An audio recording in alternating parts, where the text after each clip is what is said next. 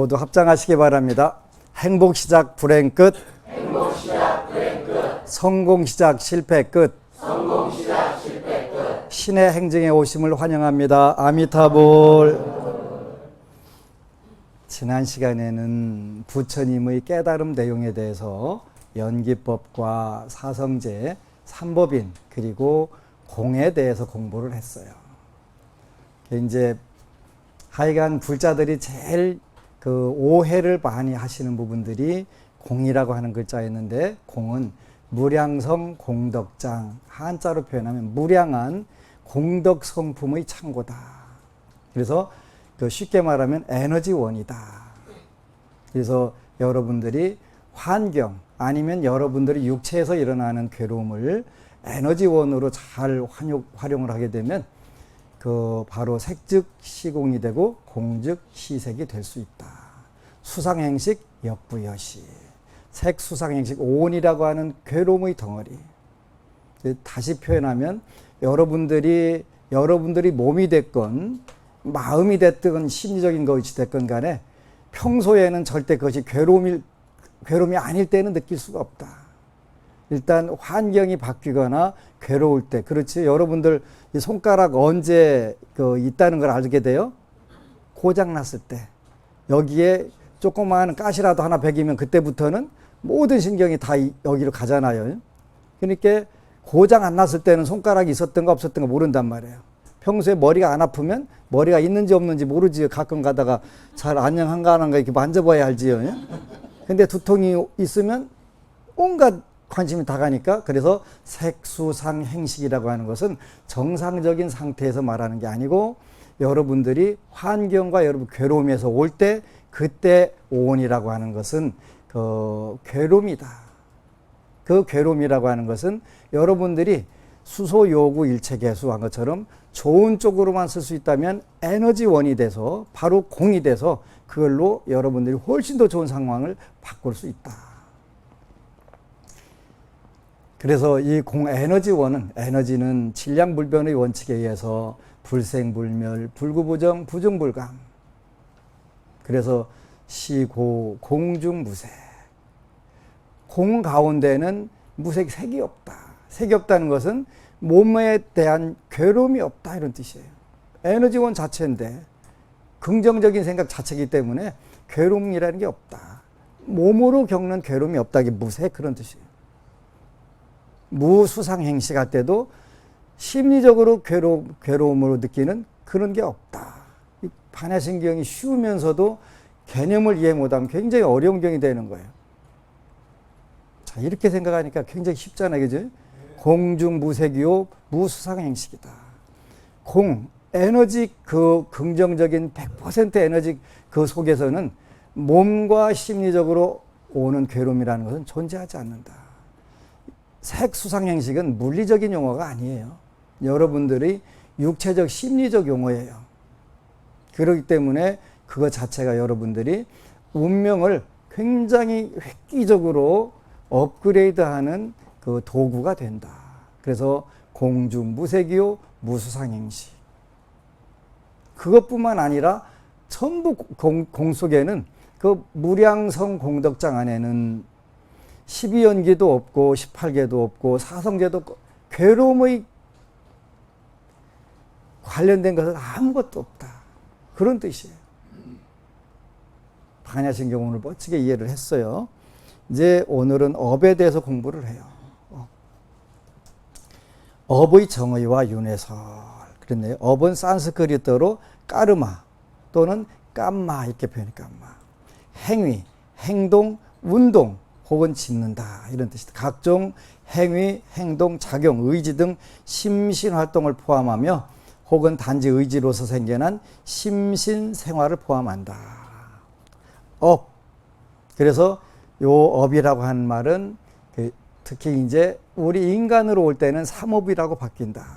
신업, 몸으로 짓는 업, 구업, 입으로 짓는 업, 그 다음에 의업, 뜻으로 생각으로 짓는 업. 그래서 우리가 삼업이다.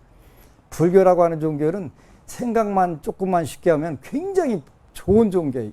제가 불교는 그 가장 쉽고 편리하면서 그 약발이 세상에서 가장 강하게 듣는 가르침이다. 이 이야기를 늘 하는 이유가 뭐냐면 이런 것 때문에 그런 거예요.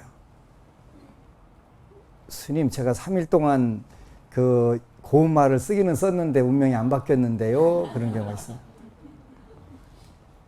3일 동안 전부 다 소멸이 안 될 아직 업이 남아 있다면 그 조금 더 하시면 돼요. 안 되진 않아요. 틀림없이 되는데 그 업이 조금 더 강했던 거예요. 그지? 강하니까 그걸 누구로 드리면 돼요. 그래서 몸과 말과 생각으로 지은 업은 인생을 즐겁고 괴롭고 복과 화를 결정한다. 이게 모든 걸 결정하는 거예요. 그런데 여러분들이 불자들 중에 제일 착각하는 게 우리 옆집 사람은요 되게 독한데요 악랄한데 잘 살아요. 자기는 굉장히 착한데 못 살아요. 그렇게 얘기를 해요. 맞을 수 있어요. 맞을 수 있어요. 어떻게 하냐면 옆집 사람은 전생에 복을 많이 짓고 죽을 때 한 생각을 잘못한 거예요. 착하게 살아봐야 별 볼 일 없네. 난 다음 생에 악랄하게 살게요. 그러고서 죽으면 최후 일념이 그 다음 생을 좌우하는 거예요. 심리를. 그러니까 복은 많이 졌으니까 재물은 풍요로운데 마음씀이 나쁜 거예요. 그런데 복이 있으니까 누가 복이 있는 동안에는 못 건드리는 거예요. 폭력 때문에. 근데 자기는 어떻게 했냐면 전생에 복이라고 하는 걸 하나도 안 짓고 죽을 때 야, 사람은 착하게 살아야 돼 하고 꼴깍 해버렸네. 그러니까 지은 복은 없으니까 꺼내다 쓸 재물이 하나도 없는 거예요. 뭔가가 찢어지게 가난하게 사는 거예요. 그러지? 근데 마음은 착해. 내가 다음 생에는 착하게 살아야지 하고 죽었으니까. 너무너무 공평한 거예요. 공평한 거예요. 그런 이제 억울하면 지금부터 이제 우리가 출세를 하시면 돼요. 어떻게 되냐면 삼업을 우리가 맑고 밝고 아름답고 훈훈하게 써보는 거예요. 욕 한마디 하려다가 싹 돌려가지고 칭찬해 보세요. 그지? 어차피 그 분노는 분노로 잠재워지지 않고 그 전쟁은 전쟁으로 마무리 안 되는 거니까 그렇게 되지. 그래서 몸과 입과 뜻을 우리가 그 자꾸 그 좋은 쪽으로 써보는 거예요. 어느 순간에 그게 되지. 참 쉬운 거예요. 근데 이게 시간이 조금 더 걸릴 때도 있어요. 그리고 습관이라고 하는 건 결정적인 때 본성이 드러나요. 평소에 안 건드려서는 조금 참을만 할 때는 괜찮은데 완벽하게 뒤집어지면 이제 더 난리치지. 결정적인 때. 그래서 그때 넘어서야 돼. 그때 넘어서면 그 업으로부터는 해방이 되는 거예요. 그 업으로부터 해방되는 거예요. 업의 성질과 종류가 여러 가지가 있다. 더러운 업도 있고 깨끗한 업도 있다. 그러지? 그래서 업의 종류에는 세 가지가 있다. 선업, 좋은 업이란 뜻이에요. 좋은 업. 악업, 나쁜 업이란 뜻이고. 물론 선하다는 것은 착하다는 뜻도 있고 좋다는 뜻도 있어요. 악이라고 하는 것도 좋다는 뜻도 안 좋다는 나쁘다는 뜻도 있고 악하다는 뜻도 있고 그래요. 선업과 악업이 있다. 여러분을 다 아는 거예요. 지금 점검해 드리는 거예요. 그리고 선하지도 않고 악하지도 않은 업이 있다. 그걸 우리가 전문적인 용어로는 업술 무자 기록할 기자 무기업 이렇게 표현. 무기업. 선업, 악업, 무기업 이런 세 종류가 있다. 선업, 인간적 도덕에 맞고 대중의 이익에 부합되는 것은 다 선업이라 칭한다. 인간적 도덕에 맞고 대중의 이익에 부합하는 것. 이 두 가지 조건이면 정말 좋겠네. 그죠? 인간적 도덕과 그 다음에 대중들의 이익을 위해서 우리가 한다면 다 선업이 된다.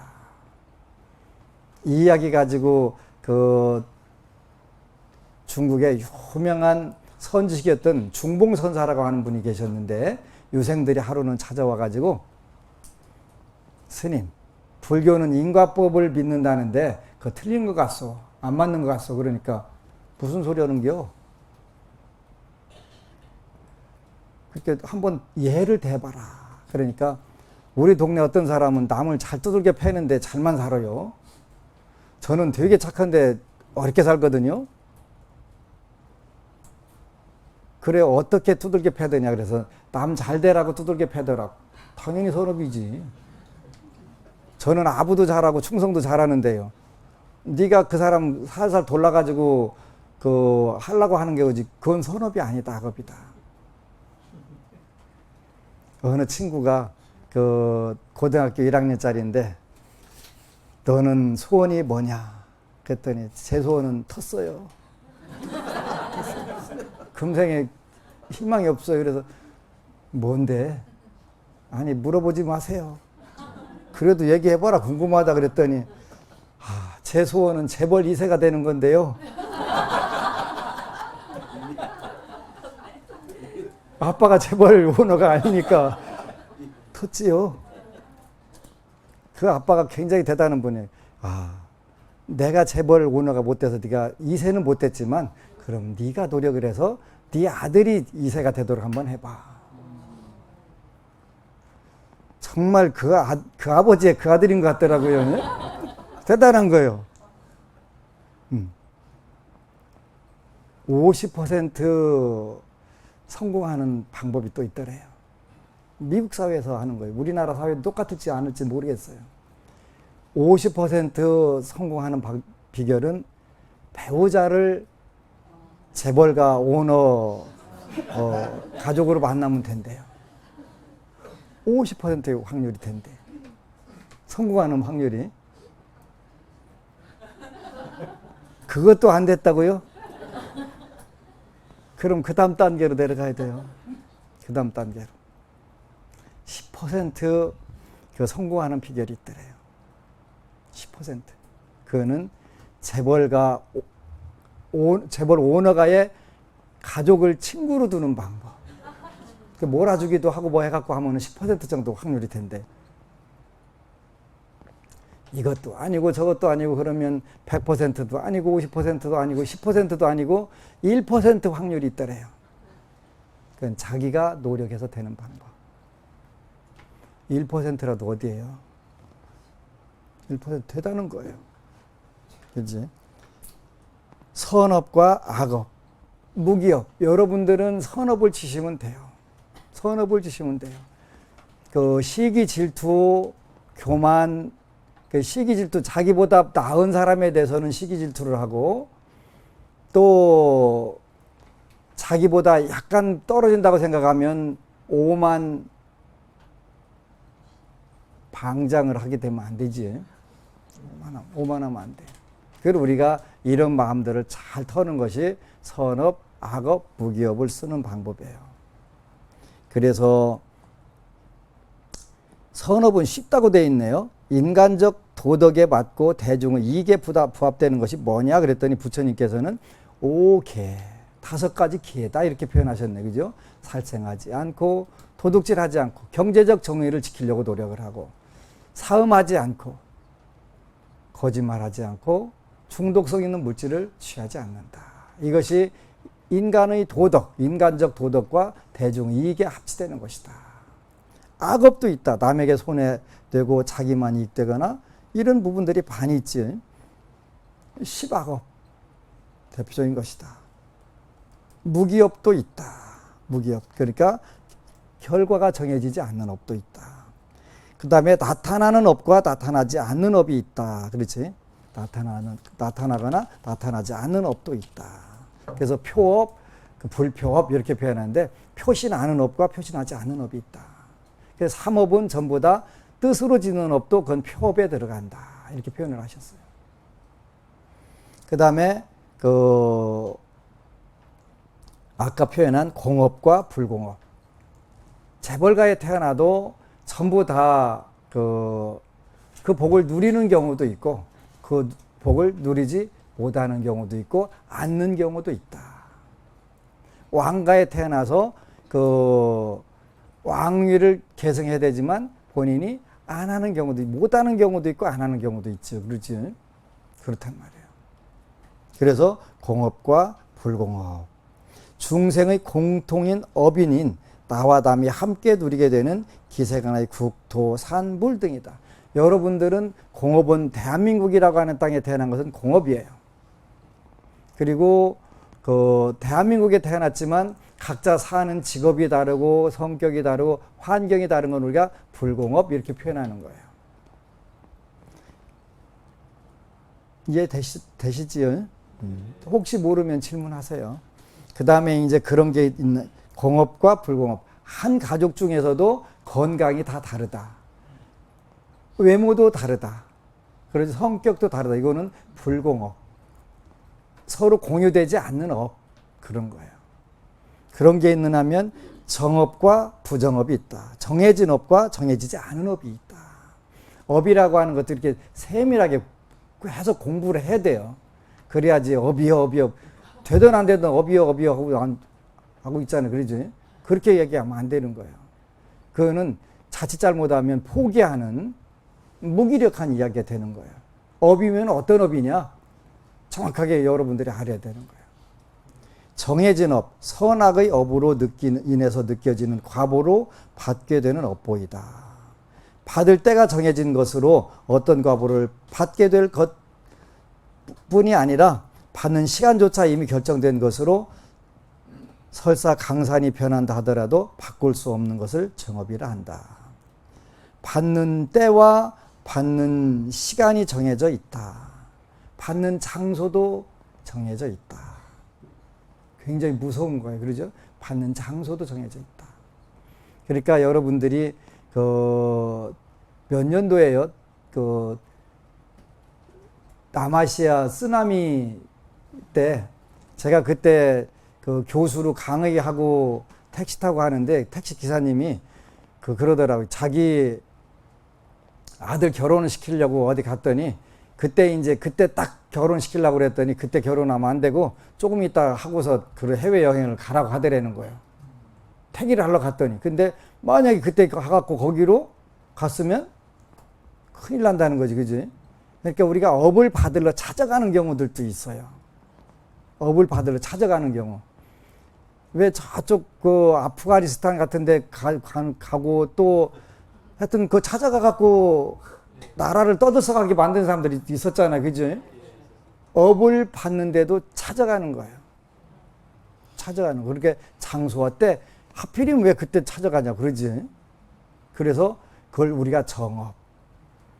더 무서운 정업은 다 여러분들이 느끼고 있는 게 여러분들이 어느 집에 가서 몇째로 태어났다 이것도 다 정업이에요. 그것도 정업이에요.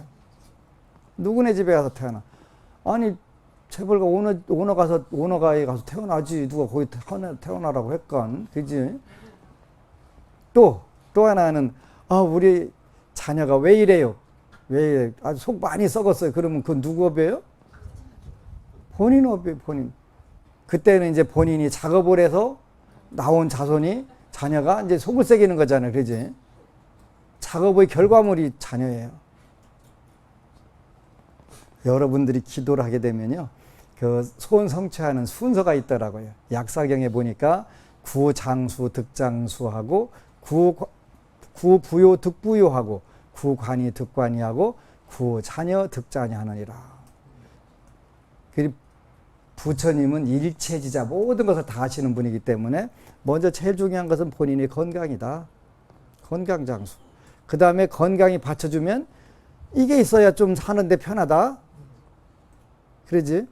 욕이 생기면 뭐가 생기냐면 권력욕이 생긴다. 재물이 받쳐주면 권력이 따르게 된다. 재생관 그런단 말이에요. 그 다음에 그 관운이 따르면 자손이 번창하기 시작한다. 그래서 옛날에 조선시대 때 죽으라고 과거 공부해갖고 그래 한 거예요. 순서의 순서. 건강, 경제 문제, 그 다음에 권세 문제, 자녀 문제 이렇게 순서대로 된다. 정업이라고 하는 것은 왜 하필이면 거기 가서 태어났어? 그러지? 근데 거기에 태어났다 하더라도 그걸 불평불만 삼는 사람은 발전이 없어요.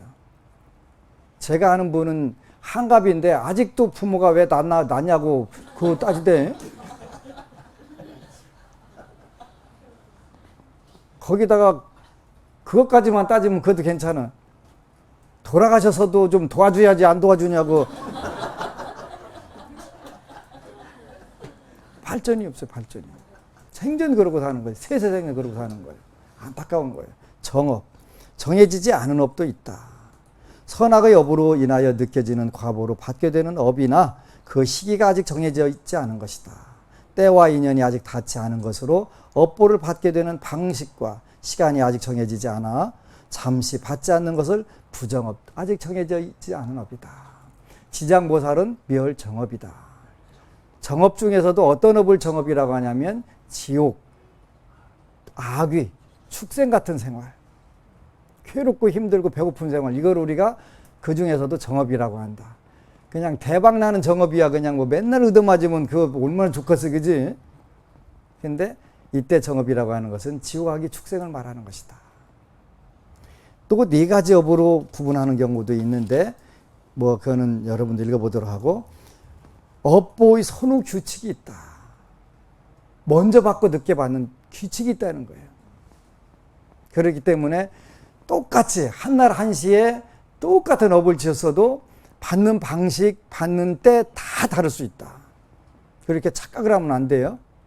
그 판사를 하시고 변호사를 하신 한산 거사라고 하는 분이 계신데, 한산 김윤수 거사라고 하는 분이 계세요. 그분이 그 판사 변호사를 하셔가면서 쓴 책이 있더라고요. 그지? 그 책에 뭐라고 되어 있냐면, 그 유전무죄, 무전유죄는 불교적 상식으로 볼 때는 진리다. 왜? 돈도 업력이기 때문에. 돈도 업력이기 때문에. 업의 힘을 선업으로 쓸 수도 있고 악업으로 쓸 수도 있는데 악업을 때울 수도 있다. 그 맞는 이야기예요. 그러니까 무조건 내가 못한다고 해서 시기 질투 아니면 그 오만 방자 이렇게 하지 말고, 그걸 우리가 전부 다 긍정적으로 보고, 그래 나도 그럼 돈 벌어가지고 유전 무죄 무전 유죄 해보지 뭐. 가다가 더 좋은 거는 이거는 그 죄와 관련돼서는 돈이 함부로 작용돼서는 안 되겠다. 좋은 대로 쓰자 이렇게 바꾸는 게 굉장히 중요하겠죠. 업보의 선후 규칙, 이건 여러분들이 꼭 그 아셔야 될 것 같아요. 업보를 받는 시기가 있다. 업보를 받게 되는 시간으로 나누어 현재 받는 업, 다음에 받는 업, 후에 받는 업이 있다. 그렇지? 똑같이 한날 한시에 복을 짓고 똑같은 하고도 요 받는 시기가 다르다는 거예요. 그래서 한자 현재 받는 업도 있고 금생에 업을 짓고 금생에 과보를 받는 방법이 있다. 금생에 짓고 한날 한시에 똑같이 짓거든. 선업이 됐든 악업이 됐든 간에 다음에 받는 업이 있다. 금생에 업을 짓고 다음 생에서 과보를 받는 경우가 있다. 이것도 또한 선업이든 악업이든 한날 한시에 똑같이 져도 그런 거예요. 그죠? 무엇에 따라서 차이가 나냐면 그 본인이 현재 상태의 업력과 의지에 따라서 다르다. 티베트에 어느 불자가 있었는데 매년 그 연말에 가면 스님들께 공양을 올린대요. 근데 그때는 돈이 없어가지고 가지고 있던 경전을, 불경을 팔아가지고 돈을 마련해가지고 스님 3분을 모셔다 공양을 올린 거예요. 근데 그 한 분은 배탈 나서 죽었다 깨어나고 2분은 까딱도 안 한 거예요. 그래서 이제 도가 높은 스님한테 배탈 난 스님이 내가 요새 배탈 났고 죽을 뻔했어요. 그러니까 그래 뭘 먹었는데, 그러니까 그 공양을 받았는데 그 공양이 그 불경을 팔아다가 그 대접받은 거예요. 그래서 너는 복이나 있는 줄 알아라. 아니 제가 먼저 저만 배탈 났는데요. 그랬더니 너는 그래도 업이 좀 그 얇아서 빨리 금생에 받은 거다. 다음 생에 받으면 시간이 오래 끓으면 이자에 이자가 자꾸 복리로 딱 들어붙으면 그거 연체까지 붙으면 그건 감당 못 하잖아요. 그죠? 그래서 그 순현업과 순차업이 있다. 금생에 짓고 다음 생에 받을 때는 더 크다. 여러분들이 에이 부처님이 그냥 아이스 깨끼 얼음 과자 이렇게 꼬시는 거 아니실까요? 부처님이 왜 여러분들 꼬시겠어요? 정확하게 알려주시는 거예요. 그러니까 여러분들 순간적으로 어떤 실수하려고 하다가도 순현보 순차보가 있지, 내가 금생에 안 받더라도 다음 생에 받을 수 있다. 그런 생각을 하게 되면 우리가 선업을 지게 되겠지. 그 다음에 후에 받는 업, 순후보가 있다. 금생에 업을 짓고 다음 생 혹은 여러 생을 지나서 과보를 받는다. 여러 생을 지나서 받는 경우도 있다. 굉장히 중요한 거예요. 근데 요거는 이 자료는 어디에 있냐면 지금은 그 책 구하기가 참 힘드는데 윤회의 비밀이라고 하는 책이 있었는데 거기에 보면 요게 쫙 나와요. 그러니까 그 굉장히 재미있는 게 좋은 시대에 태어났던 사람들은 전부 좋은 시대가 오면 그때 태어나더라는 거예요. 어려운 시대 때 혼란기, 전쟁통 막 이런 때 태어났던 사람들은 또 그때 다 이렇게 태어나가지고 구업을 받는 거예요. 참 희한하더라는 거예요. 전성기 때 가장 좋은 때 태어난 사람들은 그때만 찾아다니는 거예요. 폭력이 있으니까. 그리고 그런 때 태어난 사람들은 또 복을 지키기가 굉장히 좋잖아요. 그렇게 태어나더라는 거예요. 그 기간 동안, 일정 기간 동안에 그 업이 멈춰 있고 그때 발휘가 됐다면 그때 탁탁 나오더라는 거예요. 업에는 절대로 어긋남이 없다. 업보를 받는 시기가 세 가지가 있다. 순연보, 순차보, 순후보. 한자로 표현하면 전문적 용어로는 그때 금생에 짓고 금생에 받는 방법, 금생에 짓고 다음 생에 받는 방법, 금생에 짓고 다음 생 어느 때인가 받는 방법이 있더라. 그러니까 내가 금생에 안 받았다고 현장에서 안 걸렸다고 좋아할 거 없다. 없다. 두 번째, 업보를 받는 차이가 있다. 차이가. 늘 제가 얘기하는데 한날 한시에 똑같은 업을 지어도 업보를 받는 차이가 있다. 차이가 있다. 업보를 금생에 받고 내생 혹은 여러 생을 지나서야 무르익는 그 원인에는 두 가지가 있다. 인의 힘이 빠르고 느는 차이가 있다. 인. 그 지으려고 하는 의지의 차이에 따라서 선업을 여러분들이 강력하게 지어야 되겠다는 마음을 갖게 되면 그 업보가 그 과도 빨리 오게 된다. 그리고 그걸 인의 힘이 강하고 약한 부분이 있다. 직접적인 원 여러분들의 의지. 그리고 그 다음에 환경의 차이가 있다. 똑같은 한날 한시에 그 콩을 심어도 어디다가 심었느냐에 따라서 그 콩이 싹이 틀 수도 있고 안 틀 수도 있고 잘 자랄 수도 있고 덜 잘 자랄 수도 있고 하잖아요. 그러지? 그래서 그 인이라고 하는 여러분들의 의지와 환경에 따라서 받는 시기가 빠를 수도 있고 더딜 수도 있다. 오, 되게 쉽네. 불교, 그지? 원래 불교가 이렇게 쉬운 거예요. 쉬운 거예요. 그래서 이런 것이로구나. 그러니까 우리는 인과 업보에 대해서는 강력한 생각을 가지고 있어야 되겠네. 그러지? 인과응보. 인과응보에는 두 가지 요점이 있다. 인과는 소멸되지 않는다. 그 업을 다 받을 때까지는 절대 소멸되지 않는다. 그랬다고 그래서 아이고 불교는 저런 가르침이니까 그만 믿어야 되겠다 이 생각을 하시지 마라. 그 대신에 희석시키는 방법은 있다. 그 소주에도 보니까 희석식 소주 이렇게 써 있더라고요. 희석식. 물 탔다는 얘기잖아요. 알코올에다. 그죠? 그런 뜻 아니에요? 네. 희석식 업보가 있다. 소주만 있는 게 아니라 희석식 업보가 있다. 인과는 사라지지 않지만 내가 그 인과를 받을 때까지는 사라지지 않지만 희석을 시킬 수가 있다. 얼마든지 할 수가 있다. 아까 이야기한 유전무죄, 무전유죄. 이게 또 희석하는 방법이다. 돈으로 갖다 왕창 질러갖고 희석시키는 방법이 있다. 그런데 돈도 복력이기 때문에 복력이 있을 때만 가능한 거다. 와, 되게 재밌다. 그지?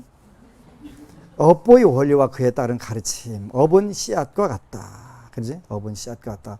업력의 결론. 이렇게 해갖고 업에 대해서 나온단 말이에요.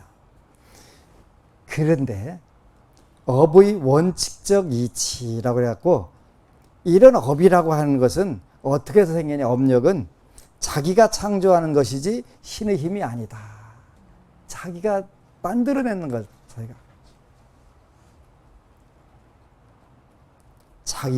업력은 자기가 창조하는 것이지 신의 힘이 아니다. 때때로는 아닐 것 같기도 한데 이게 맞다. 두 번째 업보는 기회가 균등하게 주어지는 것이지 특수한 것이 아니다. 누구에게나 똑같이 기회를 준다는 게 이 업보의 굉장히 좋은 힘이에요. 그죠? 공평하다는 거예요. 업 앞에서는 전부 다 공평하다는 거예요. 그래서 그 업력과 업보는 자기가 만들고 자기가 지는데 너무나 균등하게 평등하게 잘 한다. 그러니까 이제 결론은 간단하게 이루어지는 거예요. 업은 앞날이 밝고 희망이 무한하다. 너무너무 좋다. 우리가 선업으로 살다 조금씩만 들어오면 여러분들은 그야말로 금생에 최고의 그 행운을 만나는 것이다. 업은 선악 인과로 응보로 결정한다. 그래서 일단은 여러분들의 인생은 무엇에 의해지냐면 번뇌 업보라고 했어요. 그죠? 번뇌는 업의 힘이 되는 거예요. 힘. 여러분들이 그 탐심과 분노, 인과를 모르는 어리석음, 교만 이런 거를 자꾸 습관화하게 되면 업의 힘이 들어붙는 거예요. 힘이. 그래가지고 이 힘이 들어붙기 시작하면 그것이 살살 그 결과를 만들어가는 거예요. 결과를 만들어가는 거예요. 이 결과를 만들어가면 그것이 장애로 나타나. 여러분들이 하기만 하려고 하면 꼭 그 방해가 되는 요소들이 나타나갖고 틀어서 좋은 것은 막게 되고 나쁜 것은 끌어오게 되고 그렇게 되기 때문에 여기서 업은 앞날이 밝고 희망이 무한하다는 건 선업을 말하는 거예요. 선업을.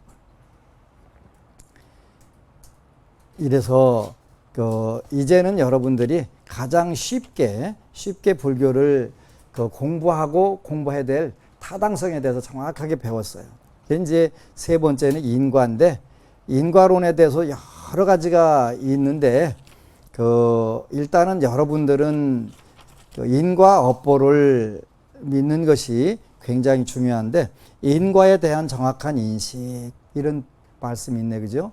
인과에 대한 정확한 인식. 인과가 무조건 여러분들이 뭐만 안 되면 전생에 뭔 업 때문에 이렇게 내가 이렇게 괴로우냐고 하시지요. 네. 그러면서도 그 이야기는 하지만 현재 내 업을 개선하고 선업을 질 생각을 안 하는 게 그게 공통적 중생들의 특징이에요. 그러면 한 단계 더 나가야 돼요. 저는 대학 때 불교를 이제 믿으면서 고민을 해봤어요. 도대체 나는 왜 이렇게 괴로운 거야? 그래서 무엇을 원망하면 가장 좋을까? 그걸 고민을 오랫동안 해봤어요. 부모를 원망하랴, 그지? 세상을 원망하랴. 하여간 여러 가지 원망의 대상을 한번 쫙 정리를 해봤어요. 가련다, 떠나련다. 도대체 내 인생은 왜 이렇게 힘드냐? 그거를 힘든다고 치고 그러면 뭔가를 원망을 하면 조금 더 속이 개운해질 수도 있는데 뭘 원망하면 가장 좋겠냐? 해보니까 일단 원망거리가 별로 없는 것 같아. 부모가 해주기 싫어서 안 해주는 거 아니잖아요. 그죠? 그렇다고 세상을 원망하게 되면은 세상 등지고서 가서 알코올 중독이나 이렇게 돼야 되는데 또 그것도 잘하는 짓은 아닐 것 같고. 그렇잖아요. 술이 무슨 죄라고. 술한테 한풀이 하면 안 되잖아요. 그러다 보니까 나 자신. 그러면 내가 현생에 나와서 뭐 특별하게 다른 업친 거 없는데 아직 어리니까. 그러면 내 전생. 내 전생 그 자식이 좀 나쁜 녀석이었는 모양이네. 근데 그거 원망 한들 다시 돌아가서 고칠 수도 없는 거니까 어떻게 하면 돼요? 현재 내가 그럼 다음 생에 또 다른 나를 원망 안 하게 하는 방법은 뭘까? 내가 선업을 짓는 거네. 선업을 짓는 거네. 그래서 나처럼 전생에 어떤 업을 졌는지 모르지만 전생에 내가 선업을 잘 졌나 봐. 고맙네. 이 이야기를 들을 수 있다면 정말 좋겠다. 정말 좋겠다. 그게 바로 업의 그 좋은 효과예요. 그래서 인과는 숙명론이 아니다. 우리 불교 학자들 중에서도 숙명과 운명에 대해서 정확하게 개념을 모르는 분들이 많아요. 숙명이라고 하는 것은 정해진 대로만 살 수 있고 절대 고칠 수 없다 할 때는 숙명이라고 하는 거예요. 운명이라고 하는 것은 운과 명이 있다. 운이라고 하는 것은 움직이는 거니까 가변적인 것이고, 명이라고 하는 것은 그 불변적인 것이다, 이런 뜻이 되는 거예요. 숙명할 때는 전부 다 고정불변의 것이다, 이렇게 생각한 것이고, 운명은 인과법이고 숙명은 그 인과법이 아니에요. 그렇기 때문에 인과는 숙명이 아니다. 꼭 기억을 하셔야 돼요. 여러분도 운명을 절대 못 고친다 그렇게 되면 숙명론이 되고, 근데 어느 분이 저한테 와서 그러더라고요. 스님, 저는 숙명으로 봅니다. 그래? 증거를 대라 그랬더니 저는 제가 여태까지 그 백발백중 틀린 사실이 없습니다. 그래? 나는 그 운명을 고친 사람들을 많이 보내. 본인의 의지로 내가 설명을 해주고 본인 운명을 설명해주고 이런 운이 오는데 네가 한번 해봐라 해갖고 고쳐가는데 본인은 아니라는 거예요. 근데 아니라고 생각하면 안 되는 거예요. 그대로 되는 거예요. 그대로. 그건 뭐 어쩔 수 없지. 어쩔 수 없지. 그건 어쩔 수 없는 거예요. 그런데 저는 숙명이라고 보질 않아요. 운명이 정해져 있다는 건 틀림없이 저는 그 누가 와도 확인해 드릴 수가 있어요. 그러나 운명이 정해져 있다는 것을 아는 것은 진단하는 거예요. 진단하는 거. 진단하는 거. 현재 당신의 상황은 이렇습니다. 그런데 이것을 기도를 통해서 얼마든지 무제한은 아니에요. 무제한은. 여러분들 대한민국 국민은 누구든지 다 대통령 될 자격은 있어요. 그러니까 다 될 수 있나요? 안 되나요? 안 돼요. 그거 똑같은 거예요. 그래서 그 인과는 숙명이 아니다. 모든 일에는 각기 인과가 있다. 모든 일에 인과가 다 있다는 거예요. 그래서 그 다음에 과보는 자신이 짓고 자신이 받는다. 억울하지만 자신이 짓고 자신이 받는다. 그래서 이런 부분들을 우리가 잘 정리를 할 필요가 있어요. 그래서 불교는 무엇을 믿는 종교냐? 인과업보를 믿는 종교다. 인과업보가 내가 받기 전에는 소멸이 안 된다 하더라도 얼마든지 희석을 할 수가 있다. 여러 번 이야기했는데 부산의 어느 유명한 교수님이 인과법문을 한다고 갔더니 인과는 절대로 바꿀 수 없다고 그래갖고 그 길로 천주교로 바꿔버렸대. 두 분이 다 복이 없는 거지. 인과는 그 소멸되지 않지만 희석이 된다는 걸 꼭 기억을 하셔야 돼. 그리고 여러분들이 희석이 돼서 받게 되면 그것 또한 소멸되는 거예요. 인과가 있기 때문에 여러분들이 희망이 있는 거예요. 오늘 선업을 지게 되면 그것이 금생이든 다음 생이든 그 다음 생이든 받을 수 있는, 반드시 받는 거예요. 여러분들이 짓고 여러분이 받는 거예요. 그 논산 한산거사가 스님 돈 나가는 거 그냥 좀 모아놨다가 절이나 지시지요 그러길래 그거 아니어도 내가 절칠 수 있어. 그냥 절치기만 하면 돼. 왜? 내가 짓는 거 내가 받는다는 확신이 안 들어서면 선업 지키기가 굉장히 힘들어요. 그래서 그 당장네들한테 어떤 게 돌아온다는 그런 생각이 없다면 그 돈 시주하기가 제일 어렵다. 보시하기가 제일 어렵다. 시간이 없어서 보시하는 방법 하나 설명을 해주려고 했더니 안 되겠네. 그 손오공에 나오는 대마왕이 어찌나 요괴가 그냥 행패를 부리는지 그게 이제 옥황상제, 염라대왕 전부 다 보고가 됐는데 길이 없어. 그래갖고 관세음보살님께 일렀더니 이제 손오공 보고 야 네가 가서 좀 해결해봐 그랬더니 관세음보살님 저도 안 되겠어요. 저 대마왕 도대체 제가 알 수가 없네요. 그래서 이제 누가 동원이 됐냐면 석가모니 부처님이 동원이 되셨대요.